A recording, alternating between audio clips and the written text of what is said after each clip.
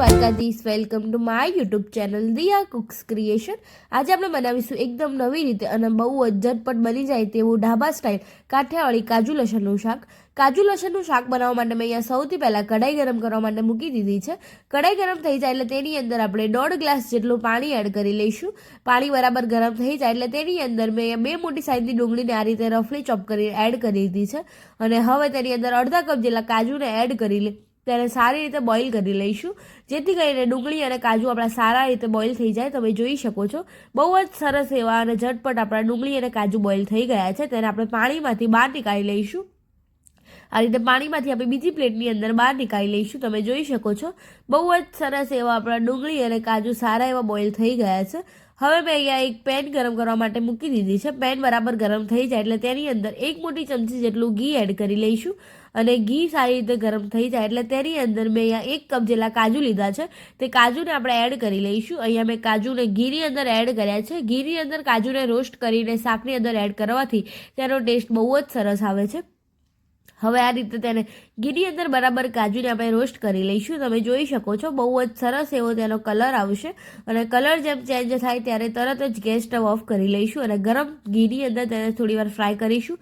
જો વધારે પડતા તેને ફ્રાય કરી લેશો તો તેનો ટેસ્ટ બહુ સારો નહીં આવે।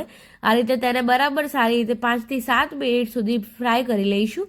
તમે જોઈ શકો છો બહુ જ સરસ એવો આપણો કાજુ ઘીની અંદર ફ્રાય થવા લાગ્યો છે, એટલે કે તેનો કલર પણ ચેન્જ થવા લાગ્યો છે, તમને દેખાતો હશે। અને અહીંયા આપણા ઘીની અંદર કાજુ સારા એવા રોસ્ટ થઈ ગયા છે, બહુ જ સરસ એવો તેનો કલર આવ્યો છે અને આ રીતે તેને બરાબર ઘીની અંદર રોસ્ટ કરીને તેની અંદર સારી એવી સુગંધ પણ આવે છે અને તેનો ટેસ્ટ તો અમેઝિંગ આવે છે।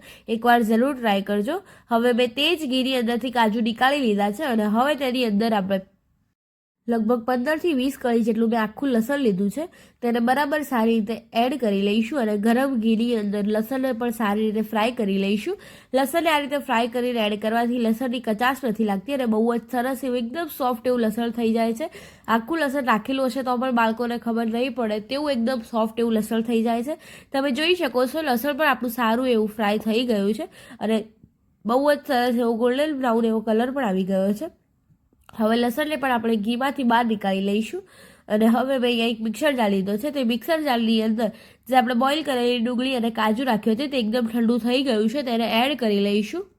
બહુ ગરમ હોય ત્યારે એડ નહીં કરવાનું, કારણ કે ગરમ વસ્તુને તમે જ્યારે ગ્રાઇન્ડ કરો ને ત્યારે બહાર પણ આવી શકે છે, કેમ કે તેની વરાળ ક્યાંય ન જઈ શકે તો તે બહાર પણ આવી શકે છે।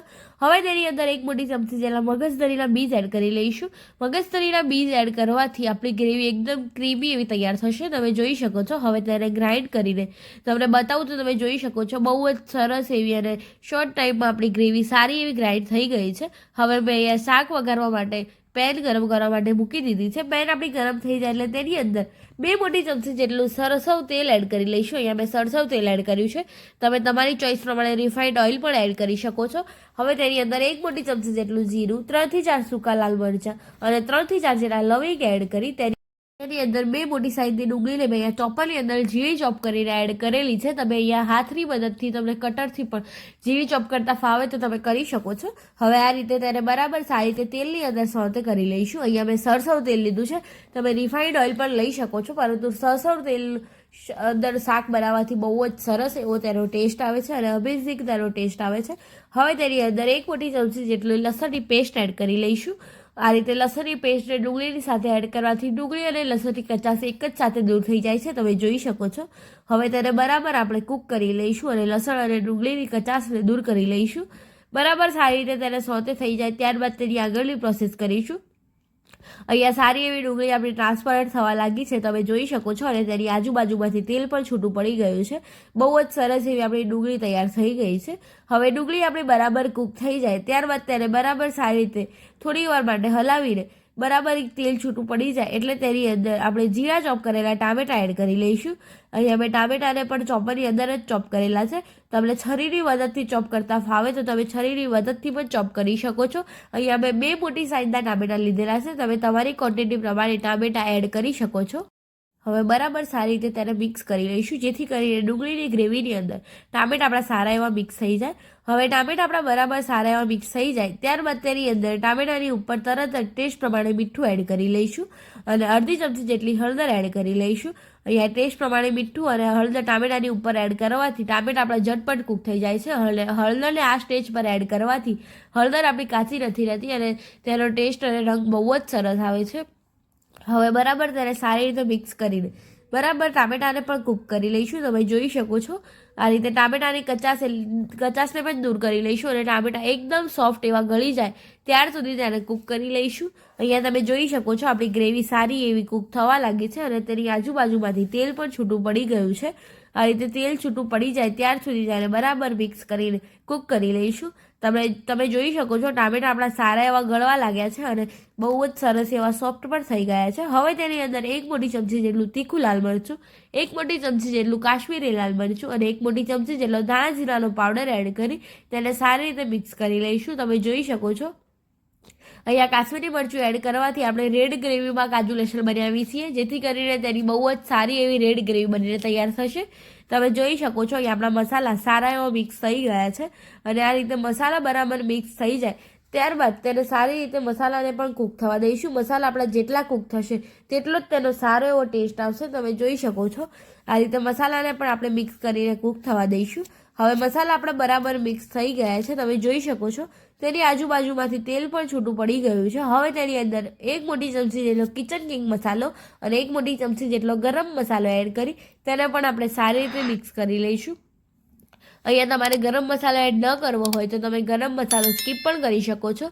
અહીંયા મેં હોમમેડ ગરમ મસાલો બનાવ્યો છે. તમારે ગરમ મસાલાની રેસીપી પણ જોતી હોય તો મને કમેન્ટમાં જણાવજો, હું એ પણ તમારી સામે રજૂ કરીશ.